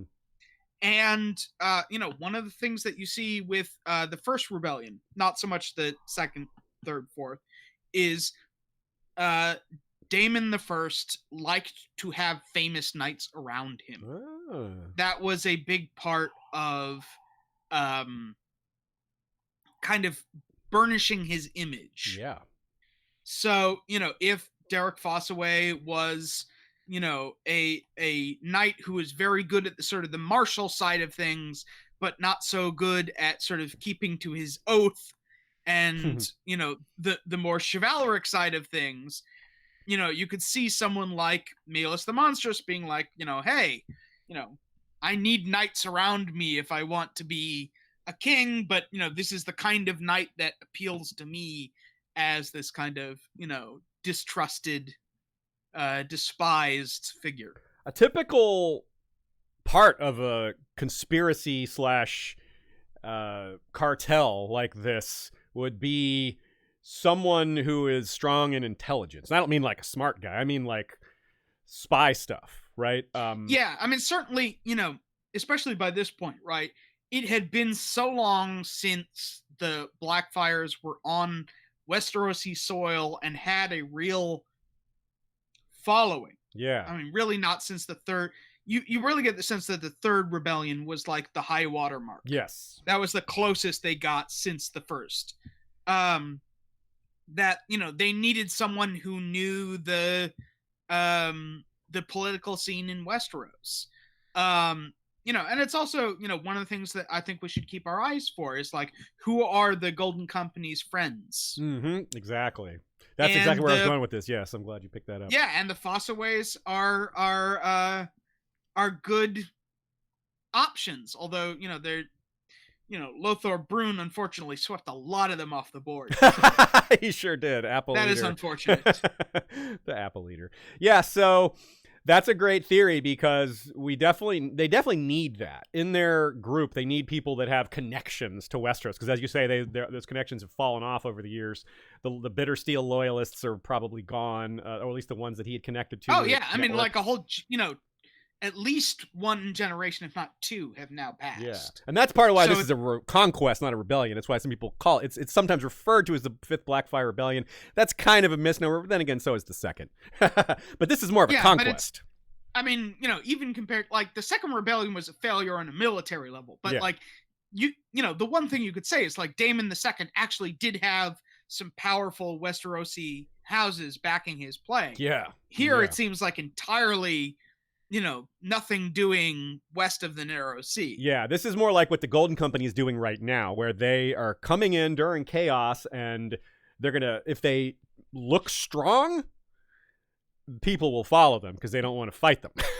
And so that might be the case here. Someone like Derek Fossaway, guys like that are planning that strategy and looking to subvert or bribe or look for people they can turn and find like offers. Like, let's say you join us now and we'll make you king, Lord Paramount of the Reach, things like that. Betray the Tyrells, and the same exact thing is happening. The Friends in the Reach thing that we're talking about comes up so often with young Griff. Like, who is going to support the Golden Company in the Reach now? Like, is it the Rowans? Is it the Tarleys, etc.? That's the kind of thing. And it's interesting, again, that this is a house of the Reach. The Fossaways are a Reach house. So again, that is where the prime support for the Blackfyres was. And even if that's fallen off a lot, that's still, you'd think that's still the place they would start again to look for help, unless something else obvious popped up elsewhere.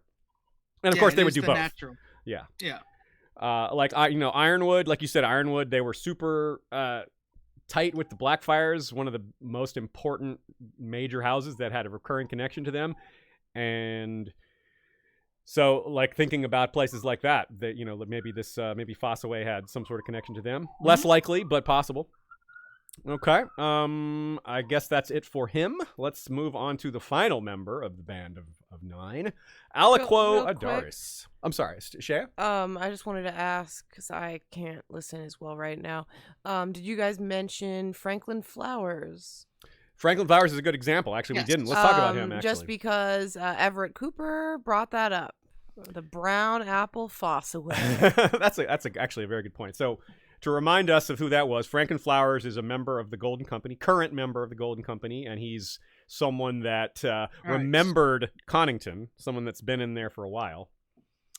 The bastard of Cider Hall. Mm. Although he's an interesting case because he came over seemingly, because he has this immediate grudge against the Fossaways. And it's a little bit, he's reminds me a lot of like Raleigh Duckfield. Yes, right? Yes. Where it's like they've got this like very close, this is not a thing where like he inherited this thing from his father and his father and his father who like, kept the banners in secret and like passed down the story of, the rightful king over the waves. Like, no, he's got a grudge and he's like looking for someone who can, empower him to deal with his grudge. Yeah, that makes a lot of sense. And you wonder, it's a chance that he's even a descendant of Derek Fossaway, a bastard of Derek Fossaway. It's tricky because there's also this whole tendency among the modern Golden Company to lie about your ancestry. True. So, that really, like, are there muds? Are there, Peaks all of these like ones, ancient, Strong. Spider, Weber, yeah. Well, yeah, Strong, that's got to be a lie. The Strong's got to be a lie. Yeah, but this one, yeah. But this guy, Franklin Flowers, seems to have a grudge because he says, as long as I get to kill some Fossaways, maybe that's just something he worked himself up over. But it sounds like it's personal to him. Yeah. So that's interesting. Okay, then Aliquo Aerys, the last one. His nickname was the Silver Tongue. He's a merchant prince, which sets him apart from the rest because none of the others are merchant princes. You can argue that merchant princes and pirates start to have some things in common after a while, but I do imagine him a lot like when I think of a comp for him, I think of Xaro Zoan Daxos. Does that kind of where your head goes as well? Actually, I thought of Illyrio. Okay, yeah, that does fit. Yeah, if we're thinking of the Band of Nine, like Ocean's 11, right? Like their heist crew. Nice. He's definitely the money. Yeah, he's the money. That's true. Right, and other people are like, the brawn or the brains or whatever. He's definitely the money, and because hey, if you want to fight a war, one of the many things you're going to need is a lot of financial resources, because, arms and armor cost money, horses cost money, food costs money, clothing costs money, ships cost money, supplies cost money. You need all of that stuff, especially if, you're going to launch this incredibly complicated amphibious assault on Westeros. Yeah, not to mention their plans after Westeros, right? They're going to need to conquer all these other whichever kingdoms they had their sights on, whether it was Volantis, Lys, Summer Isles, who knows. But it was something, and that is you're right, that requires a huge outlay of cash to get going. So that also fits really well with the procession of events, which we'll get into more detail later. But the fact is, they first took the disputed lands, which we'll talk about in more detail later. But they next took Tyrosh, which is what Aliquo wanted, and he's the one that held on to his take from the Band of Nine longest. He's the one that fell last after all of them, and he got Tyrosh, and so Tyrosh became their base of operations in a sense, and it makes sense that the guy that's funding things would get his money and his goal taken care of kind of early on. Right, that fits. Like pay the backer back his money, and very noticeably, he didn't go to the Stepstone. He doesn't seem like a warrior. Yeah, he made very sure that he would be nice and safe. Right up until he wasn't didn't pay attention to matters closer to home. Yeah, no one. He was not taken out by a sword. Let's put it that way. So the thing that reminds me of Xaro is how you have someone that is not warlike necessarily, and not that he wasn't for sure, he doesn't seem like it. With a name like the Silver Tongue and being a merchant prince, he does, like you say, he seems like the money man, not the violent man. He's totally fine with violence being done, but it's not him specifically personally dealing it out. He's paying other people to do that. Like a mob accountant or something.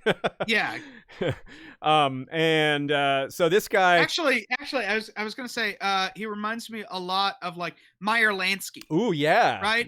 A sort of more the sort of businessman gangster. Yeah, but also someone who is very good at like convincing other people to do stuff organizationally, which he would benefit from enormously. That's a great comp. Yeah, I love to listen to Mafia podcasts, and I've been listening to some. I recently listened to something about Meyer Lansky, so that's fresh in my mind. That's a great comp. And like Xaro was just like flattery and was constantly giving Dany gifts and just trying to get what he wanted out of her and never seemed to get. I mean, eventually he got frustrated, but he was just always just playing it off like, oh, you make me sad with this and that. Why not just sail around sail around ET with me and drink from the wine of poetry, whatever he says, all his flowery language. But it sounds like very silvery, I think of Silver Tongue. I'm like, this is the kind of stuff Xaro was saying. He's very, very flattering. And also you get the sense someone who, tremendously insincere, right? Daxos's whole thing is that he's always like, the thing that he claims to want is never the thing that he actually wants. Yeah. Right? Because he's like, oh, Dany, I'm so in love with you. I'm totally not sexually interested in you in any way. But it's like, but I need to marry you because I want this dragon, because I want... Yep. Good point. Yeah, you wonder, like, how would Aliquo speak to Maelys? He'd just, like, say the nicest things with, like, this guy is just so full of it. It's like, your frightening visage. The most clever ways to call him frightening without calling him ugly, Just... Yeah, and, in terms of, like, how much honor was there among thieves, like, I definitely get the sense that, like, yeah, they were going to use this guy for his money, and, like, yeah, he can have Tyrosh, but, like, I'm sure that Maelys thought to himself every second he was around this guy, I could crush your skull with my bare hands. Yeah, and he probably was right about that. Yeah. Yeah, just like, give me an excuse. I'll do it for fun.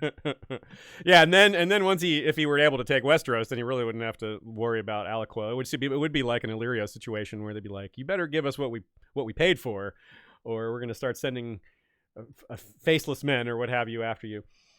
So if we summarize all that, we have at least 4 sellsword captains there. There's some uncertainty with some of those characters there, and one of them is crowned, King Maelys, that is. 2 pirates and a merchant, and as we said, a merchant prince there's some similarities to pirates there, especially because they both have fleets. And then an exile knight. So I would guess that these sellsword companies, these sellsword captains, their companies must have been pretty successful, even though, apart from the Golden Company, of course, none of them seem to still exist. That we know of. It's possible they're out there somewhere, but...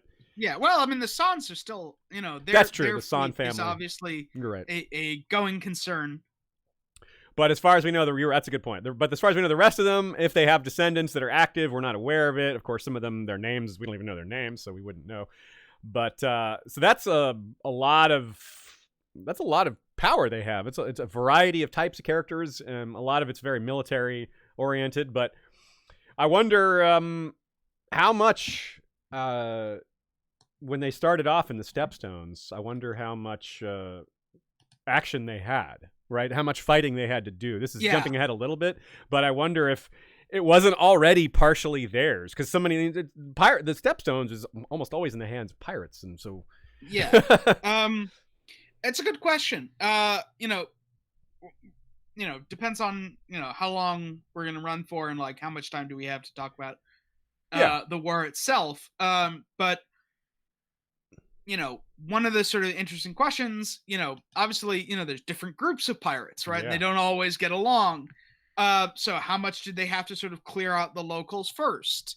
Because, you definitely see in the like long history of the war for the Stepstones, right?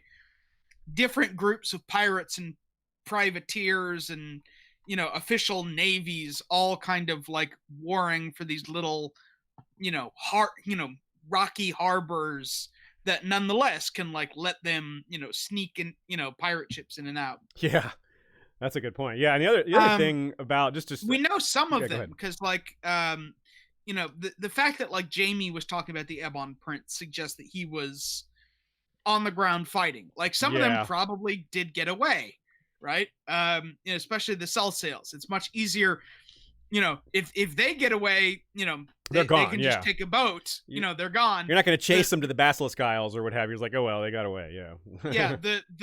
It's the fighting men, especially if their Cell Sail fleets go away, then they're stuck.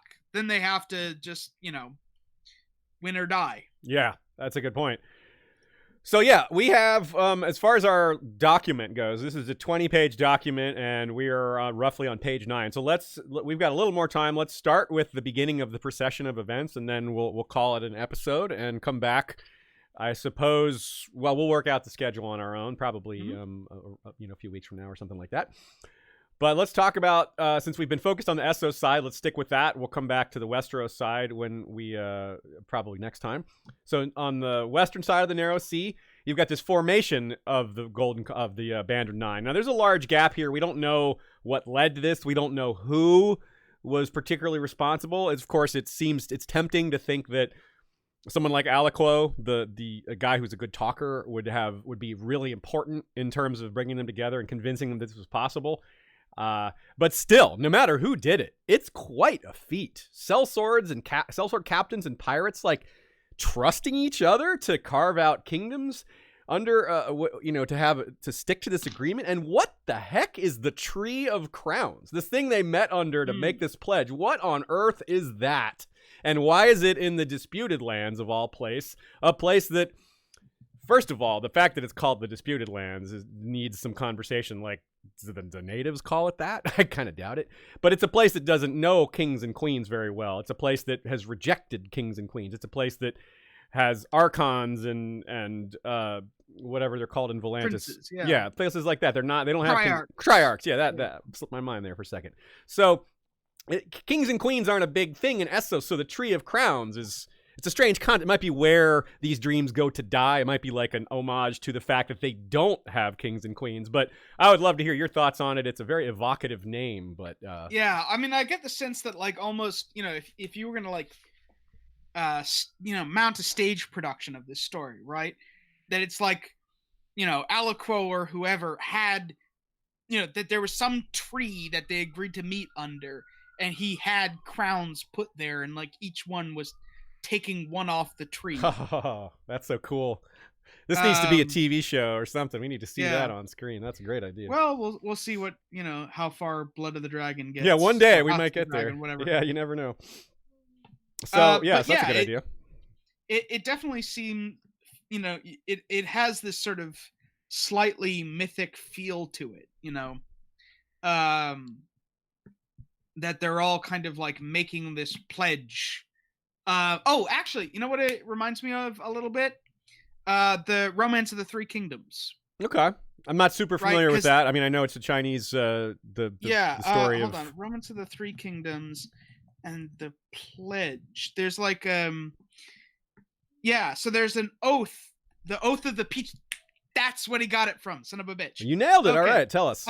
So, in the Romance of the Three Kingdoms, right, which is explaining this warring states, you know, period, these three generals, Liu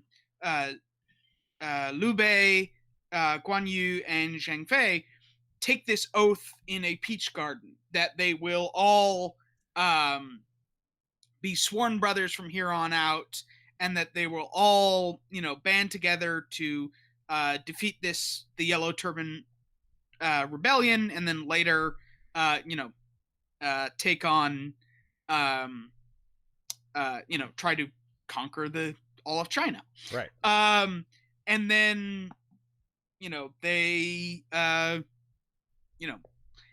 it didn't end well for all of them. There's a thing they have in common, yeah. Yeah, so Tree of Crowns, Oath of the Peach Garden, it's got this sort of sense of like, you know, these guys coming together to, you know, pledge undying loyalty, and that's gonna last right up until the moment it doesn't.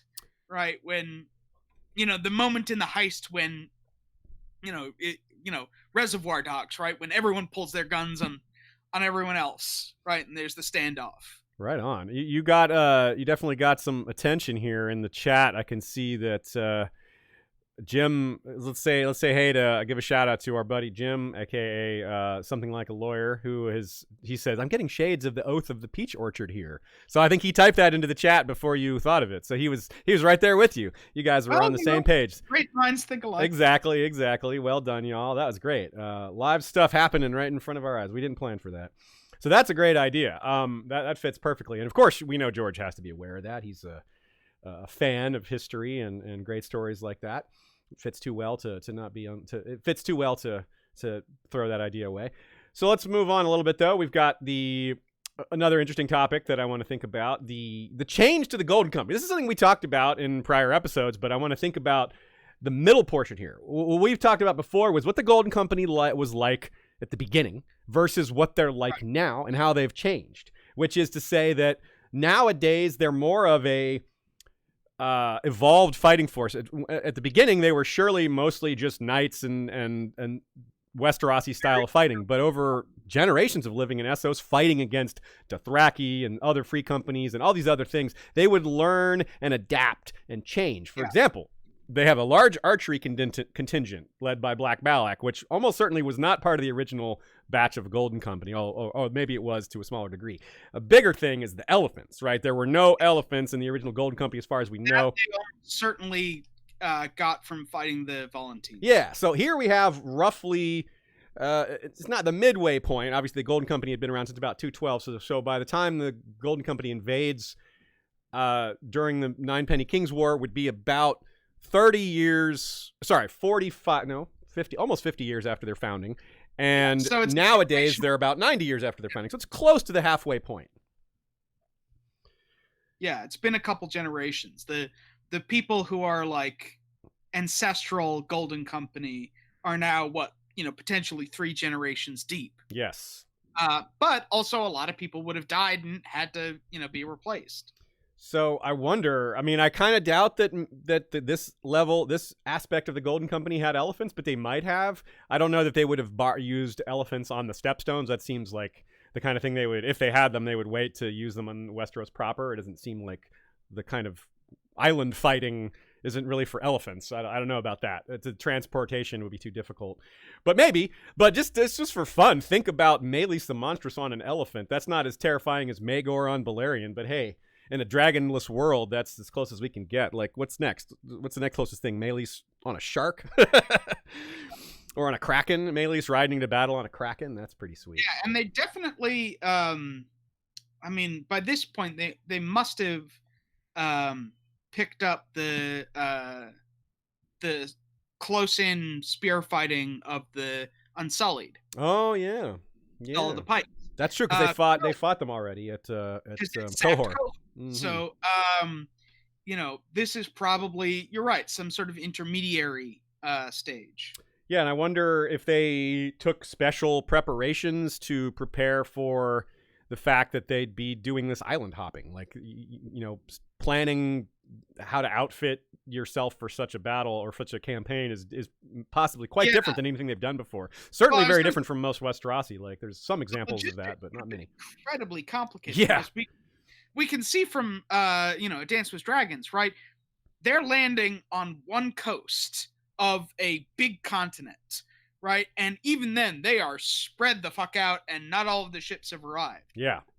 And here, they're trying to take all of these tiny little islands and, a lot of island hopping and, so it's not just like one offloading of ships. It's a lot of like, okay, get on board the ship, go to this island, take this island, get back on the ship, take the next, it's without any communication, right? Like in a normal, continental battle, you send a fast rider to send news, or even a raven maybe. But these are islands. Yeah, you can't, that level of communication isn't possible. You can't just send a rider to another island to coordinate on whether you've been successful or what to do next. It's really the best you can do is send fast ships with message flags, really. And this messiness is going to be a big part of what we talk about in part 2, and it's a big part of why Septon Maribald is so traumatized, because this type of fighting is right. It's more difficult. It's more stressful. It's less certain. And it's in a foreign land too. Like, that's another major difference about this war, is that most of the wars in the history of Westeros were civil wars or fighting Dorne, right? Or kingdom versus kingdom. I mean, I guess in the more recent history of Westeros, it's fighting Dorne, but in the long history of Westeros, it's just in fighting between kingdom and kingdom, or in a kingdom. Having Westerosi peasant levies taken outside of Westeros is, I can't think of another time that's happened. Yeah, and we'll talk about this more when we get to this. But seems like they were on those islands for a while. Yeah, not a short period of time. Just because you don't normally get epidemic diseases, if it's just a brief campaign. That suggests settling down for a while. Yeah, I definitely agree with that. So there's it's a big part of it. There's probably, like you say, part of that is due to the uncertainty and the lack of communication. You have squadrons of men or groups of men that don't know what their orders are, and they're cut off from the main body, which means they're not going to be supplied, which means, there you go, that's where the disease and stuff can really, really hit hard. And then they're then let's say they find their way back to the main group, and then they infect the rest of their fellows, or some of them. There's so many things that can go wrong in a situation like this. Yeah. Like you said, that is something we're going to get into much more detail with the next episode. I definitely wanted to kind of set the stage for that, because I think it's super fascinating, super interesting, and I also wanted to give you all a little tease of what we're going to be talking about in the next episode. In addition to that, of course, as I mentioned at the beginning, a big part of this is the aftermath, the coordination of people like Jon Arryn and Blackfish and Hoster Tully and Peter Baelish's dad. All these people came together. Tywin, Aerys. We didn't get a chance to talk about any of these guys in this episode. And we have a ton of quotes we pulled, but most of them are part 2 because they describe the action and the back and forth. So we probably pulled like 15 or 20 quotes, but I think only 3 of them were in part 1 here. So Shea will be reading a lot more quotes for y'all next time around. So let us say thanks to everybody. Thanks you to y'all who came live and watched and upvoted the episode and added to the great discussion. It looked like the chat was moving very rapidly. Lots of you guys had great comments and things that were added in. I wish I could have watched all of that. I'll have to go back and look at it. Quite a lot of it was off topic. Okay, well, still, I bet it was fun. Oh yeah, more fun. Cool, excellent. Another character who's going to come up a lot is Brienne, surprisingly, next episode, because Brienne is kind of our window to Aftermath. And it's not just the window to Aftermath of the War of Five Kings, because she encounters people who fought in the War of Ninepenny Kings. And that is like Septon Maribald prime example, but he's not the only one. So I'm excited to share some of these other details with you that y'all might not have been aware of. I think most of you remember Septon Maribald, but maybe not some of these other characters. All right, so thanks to Ashea for doing so many things at once, as always. Thank you to everybody, like I said, everybody who watched and liked and subscribed and shared.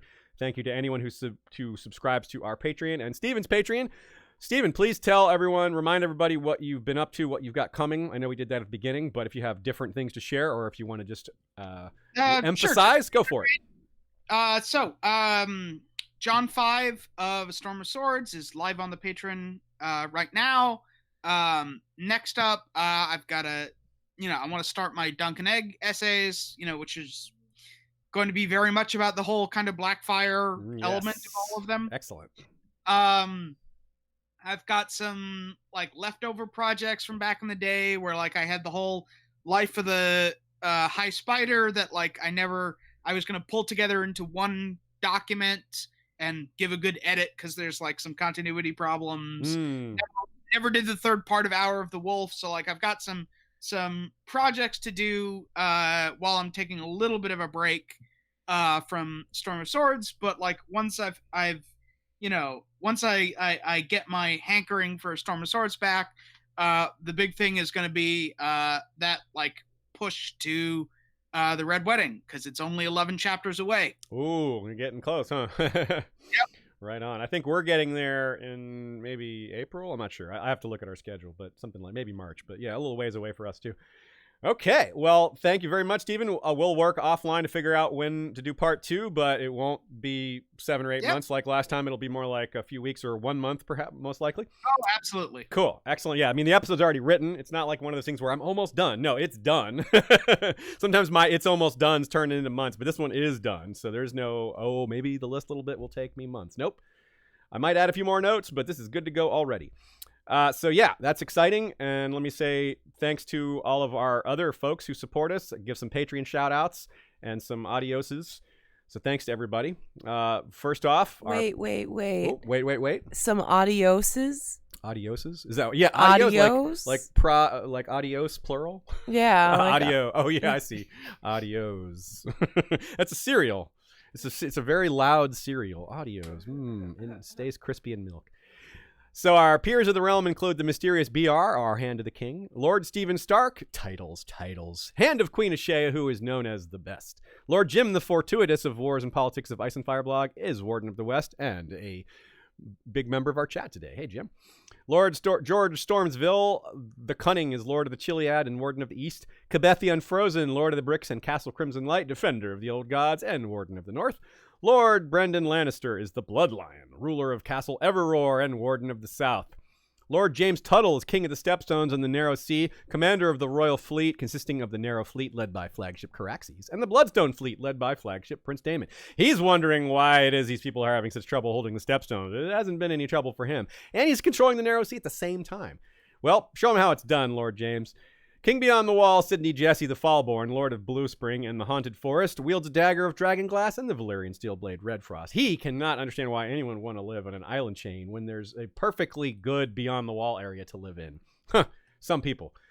Lady Sarah Connolly is the willful. She says, wit beyond measure is man's greatest treasure. Treasure? What did I say? Treasure.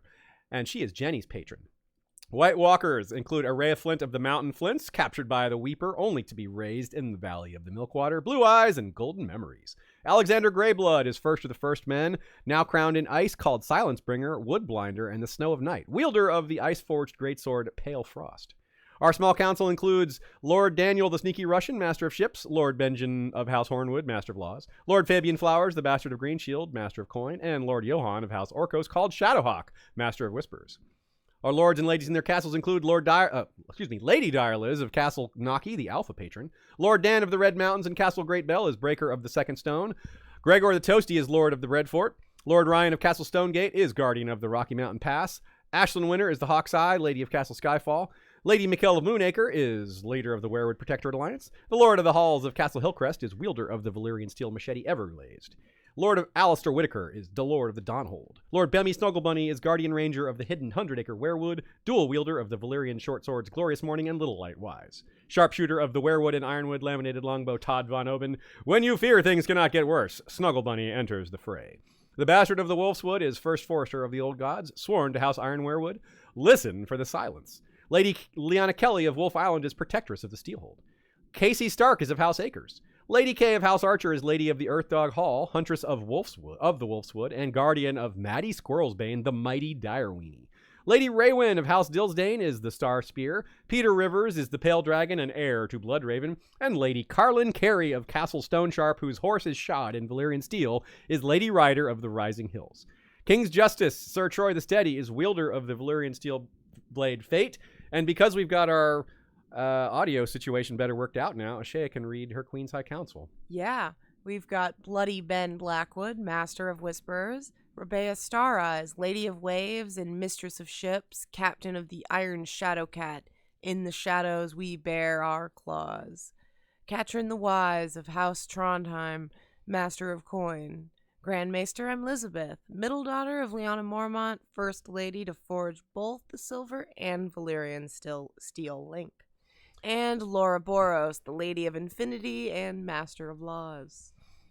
Our Lord Commander is Miriam R. We have Sir Glennon of House Leanne called Lioncloak, our longest tenured white sword. Sir Dean the White is Knight of the Black Star. Sir Jord of House Pepsi is the Beverage Knight. Gregor Snow is called Snowbear, a bastard of Winterfell. Sir Jen Seaworth is Knight of the Southern Snows. And Lisa is Water Witch of Dorne.